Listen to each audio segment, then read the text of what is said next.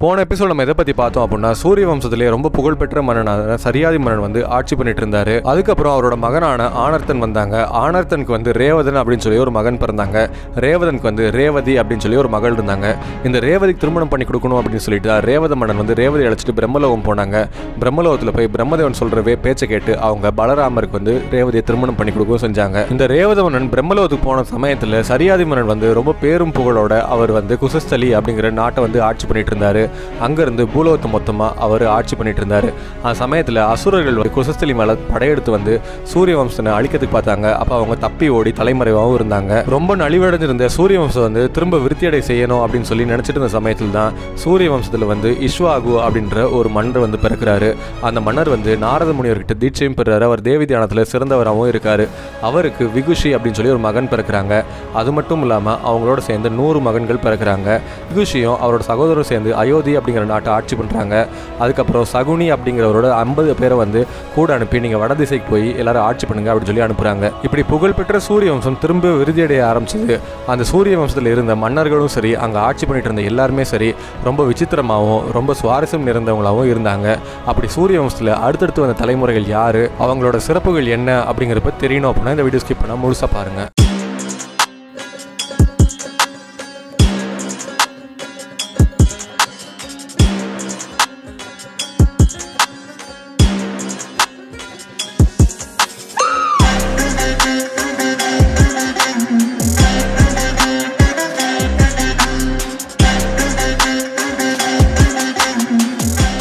இஷ்வாகு மன்னர் வந்து அயோத்தியை ரொம்ப சீரும் சிறப்புமாக அவர் ஆட்சி பண்ணி வந்துட்டு இருந்த சமயத்தில் தான் வந்து இஷ்வாகு மன்னருக்கு அஷ்டகாசீரார்த்தம் பண்ணணும் அப்படின்னு சொல்லி ஒரு ஆசை வந்துச்சு. அதனால் வசிஷ்டர் அழைச்சி அவரோட ஆசையை தெரிவிக்கிறாரு. அப்போ வசிஷ்டர் சொல்கிறாங்க, தூய்மையான இறைச்சியை வந்து கொண்டு வாங்க, நம்ம இந்த சீரார்த்தத்தை ரொம்ப சிறப்பாக பண்ணலாம் அப்படின்னு சொல்லி சொல்கிறாங்க. அப்போ இஷ்வாகு மன்னர் வந்து தன்னோட மகனான விகுஷி அழைச்சி தூய்மையான இறைச்சியை வந்து நீ வேட்டையாடி கொண்டு வா அப்படின்னு சொல்லி சொல்கிறாங்க. விகுஷியும் வந்து அவர் ஆயுதங்கள் தரித்து அவர் வனத்துக்குள்ளே போய் அவர் முள்ளமன்றி, மான், முயல் போன்ற மிருகங்களை வந்து அவர் வேட்டையாடி இறைச்சிகளை சேர்க்கவும் செய்கிறாரு.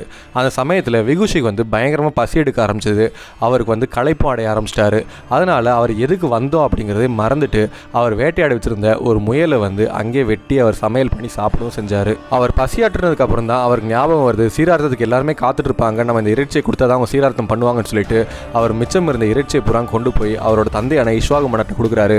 இஷ்வாகு மன்னர் வந்து அந்த இறைச்சியை பெற்று வசிஷ்டர் கொடுக்குறாங்க. வசிஷ்டர் அந்த இறைச்சியை பார்த்தோன்னே கண்டுபிடிச்சிட்டாங்க. அதை தூக்கி வெளியேறியும் செய்கிறாங்க. இதை பார்த்தோன்னே இஷ்வாகு மன்னருக்கு ஒன்றுமே புரியல, என்ன ஆச்சு அப்படின்னு சொல்லி கேட்குறாங்க. வசிஷ்ட முனிவர் வந்து பயங்கர கோவத்தோட அவர் மன்னரை பார்த்து சொல்கிறாங்க, சீரார்த்தத்துக்கு வந்து தூய்மையான இறைச்சியை கொண்டு வந்து கொடுக்கணும் அப்படின்னு சொல்லி நான் சொல்லியிருந்தேன். யாரோ ஒருத்தவங்க சாப்பிட்டுட்டு அவங்க மீதம் இருக்கிற இறைச்சியை கொண்டு வந்து கொடுக்கக்கூடாது, அது சீரார்த்தத்துக்கு ஆகாது அப்படின்னு சொல்லி அவர் தூக்கி எறியவும் செய்கிறாரு. இதை பார்த்தோன்னே இஷ்வாகு மன்னருக்கு பயங்கரமாக கோவம் வருது.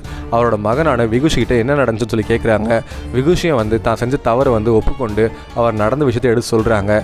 இதை கேட்ட உடனே இஷ்வாகு மன்னருக்கு பயங்கர கோவம் வந்து தன்னோட மகனான விகுஷியை பார்த்து அவர் சொல்றாரு, நான் உயிரோட இருக்கிற வரைக்கும் என் ராஜ்யத்துக்குள்ள வராத, நீ நாட்டை விட்டு வெளியே போ அப்படின்னு சொல்லி சொல்றாங்க. இந்த சம்பவத்துக்கு அப்புறம் விகுஷி மன்னனுக்கு வந்து சசாதனன் அப்படின்னு சொல்லி பேர் வந்துச்சு. அது எதை குறிக்குது அப்படின்னா, சசம் அப்படின்னா சமஸ்கிருதத்தில் முயலை குறிக்குது. முயல் கறி சாப்பிட்டதுனால அவரை நாட்டை விட்டு வெளியே அனுப்புனதுனால அவரை சசாதனன் அப்படின்னு சொல்லி அழைக்கவும் செஞ்சாங்க. இந்த விகுஷி மன்னன் வந்து நாட்டை விட்டு வெளியே போன சில நாட்கள்லேயே வந்து இஷ்வாகு மன்னர் வந்து மரணம் அடையவும் செஞ்சாரு. அதுக்கப்புறம் சசாதனன் வந்து திரும்ப நாட்டுக்குள்ள வந்து அவர் அயோத்திக்கு அரசரா அவர் முடிசூடவும் செய்கிறாரு. இந்த விகுஷி மன்னனுக்கு வந்து பிற்காலத்தில் இந்திரவாகனன், புரஞ்சயன் அப்படின்னு சொல்லி பட்டங்களும் கொடுத்தாங்க. அப்படி இவருக்கு ஏன் வந்து இந்திரவாகனன், புரஞ்சயன் அப்படின்னு சொல்லி பட்டம் கொடுத்தாங்க அப்படின்னு சொல்லி பார்த்தோம் அப்படின்னா, முன்பு ஒரு சமயம் தேவர்களுக்கும் அசுரர்களுக்கும் பயங்கரமான போர் நடந்துட்டு இருந்துச்சு. அதில் அசுரர்கள் வந்து தேவர்களை வெற்றியடையவும் செஞ்சாங்க. அந்த சமயத்தில் தேவர்கள் வந்து எப்படியா தான் இழந்த ராஜ்யத்தையும் தன்னோட பொருட்களையும் மீட்டெடுக்கணும் அப்படின்னு சொல்லி அவங்க ரொம்ப கவலைப்பட்டு இருந்தாங்க. அந்த சமயத்தில் தேவர்கள் எல்லாமே ஒன்றா சேர்ந்து மகாவிஷ்ணுவிட்ட சரணடையவும் செஞ்சாங்க. மகாவிஷ்ணு சொல்கிறாங்க, அசுரர்களை அழிக்கிறதுக்கு நான் வரணுன்ற அவசியம் கிடையாது, பூலோகத்துக்கு போனீங்க அப்படின்னா விகுஷி அப்படின்னு சொல்லி ஒரு மன்னர் இருக்காரு, அவரை வந்து அழைச்சிட்டு நீங்கள் அசுரர்களோட போர் பண்ணுங்க. அவர் வந்து ஆதிபராசக்தியோட தீவிரமான பக்தன். அது மட்டும் இல்லாமல் ஆதிபராசக்திகிட்ட இருந்து நிறைய வரங்களும் வாங்கி வச்சிருக்காரு.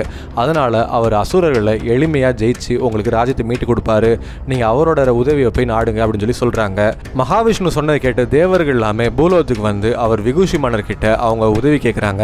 விகுஷி மன்னனோ, தேவர்களே கவலைப்படாதீங்க, உங்களோட ராஜ்யத்தையும் நீங்கள் இழந்த பொருளையும் வந்து அசுரர்கள்ட்ட இருந்து நான் உங்களுக்கு மீட்டு தரேன், ஆனால் ஒரு நிபந்தனை இருக்குது அப்படின்னு சொல்லி கேட்குறாங்க. அப்போ தேவர்கள்லாம் அது என்ன நிபந்தனைன்னு சொல்லி கேட்குறாங்க. நான் போருக்கு வந்து போர் பண்ணணும் அப்படின்னா இந்திரதேவன் வந்து எனக்கு வாகனமாகணும் அப்படின்னு சொல்லி கேட்குறாங்க.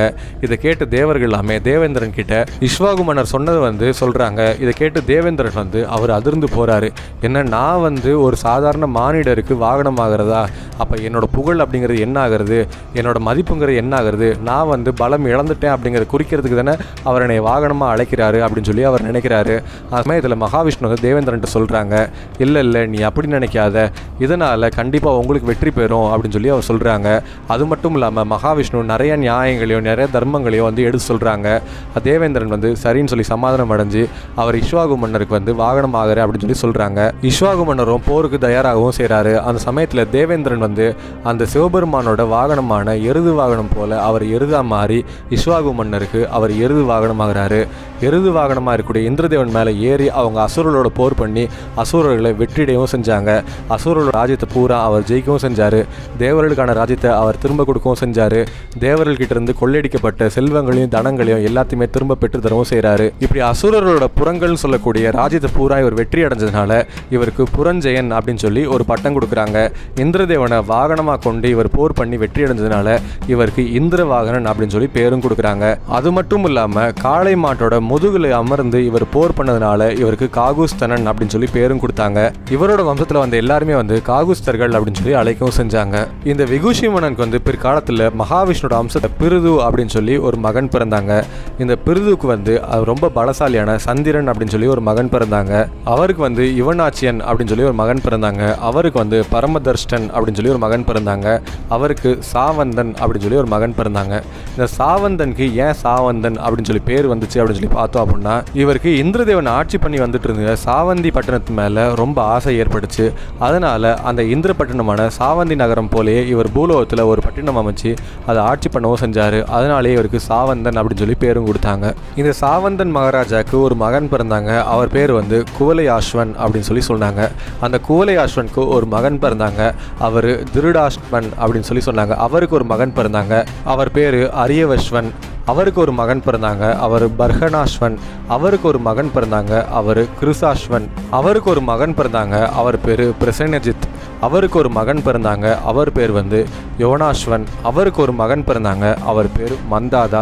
இந்த மந்தாதா அப்படிங்கிற அரசர் வந்து இந்த சூரிய வம்சத்திலே ரொம்ப புகழ்பெற்ற ஒரு அரசராக இருந்தார். அவர் வந்து அந்த ஆதிபராசக்தியோட தீவிரமான பக்தராக இருந்தார். அது மட்டும் இல்லாமல் மகாநதி கரையில் வந்து அவர் 1008 மண்டபங்கள் வந்து ஆதிபராசக்திக்காக அமைச்சு அவர் வழிபடவும் செஞ்சார். இதனால் ஆதிபராசக்தியிலிருந்து அவர் ஏகப்பட்ட வரங்களும் வாங்கியிருந்தார். இந்த மந்தாதா அப்படிங்கிற மன்னர் வந்து ஆதிபராசக்தியோட பக்தன் அப்படிங்கிறதுனால மட்டுமே அவர் சிறப்படையலை. அவரோட பிறப்புமே ரொம்ப விசித்திரமான ஒரு பிறப்பாக தான் இருந்துச்சு. பொதுவாக வந்து ஒரு குழந்தை ஒரு தாயின் வயிற்றிலிருந்து பிறக்கும், ஒரு தாயின் கருவறையிலிருந்து பிறக்கும். ஆனால் இந்த மந்தாதா அப்படிங்கிற அரசர் வந்து தன்னோட தந்தையோட வயிற்றில் வளர்ந்து அவர் தந்தையோட வயிற்றை கிழிச்சு அவர் பிறக்கவும் செஞ்சார். இப்படி ரொம்ப விசித்திரமான ஒரு பிறப்பை கொண்ட இந்த மந்தாத மன்னர் எப்படி பிறந்தாரு அப்படின்னு சொல்லி பார்த்தோம் அப்படின்னா, மந்தாத மன்னனோட தந்தையான யோனாஸ்வன் அப்படிங்கிறவருக்கு வந்து 100 மனைவிகள் இருந்தாங்க. அவருக்கு எண்ணற்ற மனைவிகள் இருந்தாலும் அவருக்கு குழந்தை பேரு அப்படிங்கிறது இல்லை. இதனால் அவர் ரொம்ப வருத்தப்பட்டு இருந்தார். தனக்கு ஒரு குழந்தை வேணும் அப்படின்னு சொல்லி அவர் ரொம்ப ஆசைவும் படுறாரு. அதனால் அவர் நாட்டை விட்டுட்டு காட்டுக்குள்ளே போய் நிறையா முனிவர்களை சந்திக்கவும் செஞ்சார். அவங்கக்கிட்ட எல்லாம் தன்னோட மனக்கவலை பற்றி அவர் எடுத்துரைக்கவும் செஞ்சாங்க. அப்போ முனிவர்கள் வந்து சொல்கிறாங்க, கவலைப்படாதீங்க அரசே, உங்களுக்கு வந்து குழந்தை பேர் உண்டாகிறதுக்கு நாங்கள் ஒரு மிகப்பெரிய யாகத்தை பண்ணுறோம். அந்த யாகத்தின் மூலிமா உங்களுக்கு குழந்தை பிறக்கிறதுக்கு வழி பண்ணுறோம் அப்படின்னு சொல்லி சொல்கிறாங்க. இதை கேட்டு மன்னரும் ரொம்ப சந்தோஷப்பட்டு அந்த காட்டுக்குள்ளேயே மிகப்பெரிய யாகசாலை அமைச்சு கொடுக்குறாங்க. அந்த யாகசாலையை தினம் முனிவர்கள் எல்லாமே அமர்ந்து அவங்க குழந்தை பேர் வேணும்னு சொல்லி அவங்க யாகம் பண்ணவும் செஞ்சாங்க.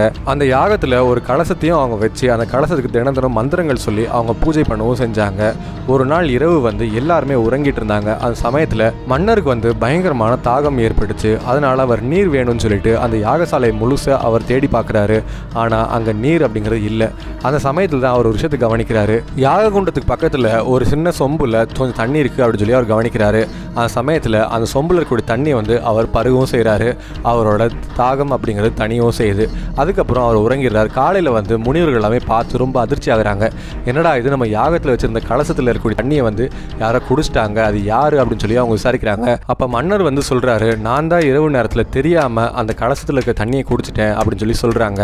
அப்போ முனிவர்கள் சொல்கிறாங்க, நடப்பது எல்லாமே நன்மைக்கு தான், இது ஏதோ ஒரு காரணத்துக்காக தான் நடந்திருக்கு அப்படின்னு சொல்லிட்டு அவங்க யாகத்தை பூர்ணாகதி செய்யவும் செய்கிறாங்க.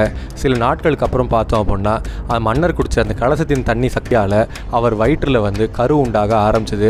நாளுக்கு நாள் ஒரு பெண் வயிற்றில் கரு உண்டாகி அது எப்படி பெருகுமோ அதே மாதிரி அவர் வயிற்றுலையும் அந்த குழந்தை வந்து பெருக ஆரம்பிச்சது. கடைசியில் அந்த மன்னரோட வயிற்றை கிழிச்சு அந்த குழந்தை வெளிவரவும் செஞ்சது. அந்த மன்னர் வந்து ஆதிபராசக்தி மேலே அதிகமான பக்தி கொண்டிருந்ததுனால அவங்களுக்கு மரணம் அப்படிங்கிறது வரலை. அந்த சமயத்தில் இந்திரதேவன் தான் வந்து அந்த மன்னர் பக்கத்தில் இருந்து அந்த குழந்தை பெற்றெடுக்க உதவி பண்ணவும் செஞ்சாங்க. இந்த உலகத்திலே முதல்ல ஒரு ஆணோட வயிற்றிலிருந்து பிறந்த முதல் குழந்தை இதுதான் அப்படின்னு சொல்லி எல்லாருமே ரொம்ப சந்தோஷப்பட்டாங்க. அந்த சமயத்தில் அந்த குழந்தை வந்து பசியால் அது கத்தி ஓன்னு அழுகவும் செஞ்சது. அந்த சமயத்தில் இந்த குழந்தைக்கு எப்படி பால் கொடுக்கறது அப்படின்னு சொல்லி எல்லாருமே யோசிச்சுட்டு இருந்தாங்க.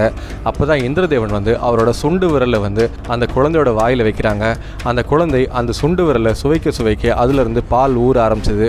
இப்படி இந்திரதேவனோட சுண்டு விரல்ல இருந்து இந்திரதேவன் வந்து அந்த குழந்தைக்கு பால் ஊட்டினதுனால இந்திரதேவனோட பாலை குடிச்சு வளர்ந்த அந்த குழந்தை வந்து அதீதமான பலசாலியாக இருந்துச்சு. இந்திரதேவனுக்கு நிகரான பலம் பெற்றிருந்துச்சு. இந்த குழந்தைக்கு வந்து மந்தாதா அப்படின்னு சொல்லி பேரும் கொடுக்குறாங்க. இப்படி சூரிய வம்சத்தில் பிறந்த அடுத்தடுத்த மன்னர்கள் வந்து அந்த சூரிய வம்சத்துக்கு பேர் சேர்க்கும் விதமாக அவங்க நிறையா விஷயங்களை பண்ணி அவங்க நிறைய சாதனைகளை நிகழ்த்தி அவங்க சூரிய வம்சோட புகழை வந்து மேன்மேலும் மேன்மையடை செஞ்சாங்க. இப்படி சூரிய வம்சத்தில் வந்த இந்த மந்தாதா அரசருக்கு அப்புறம் வந்த தலைமுறைகள் யார் யார், அவங்க என்ன பண்ணாங்க, இந்த சூரிய வம்சோட புகழ் என்ன, சிறப்பு என்ன அப்படிங்கிறப்ப தெரியணும் அப்படின்னா அடுத்த வர எபிசோட்ஸை கன்டினியூஸாக பாருங்கள்.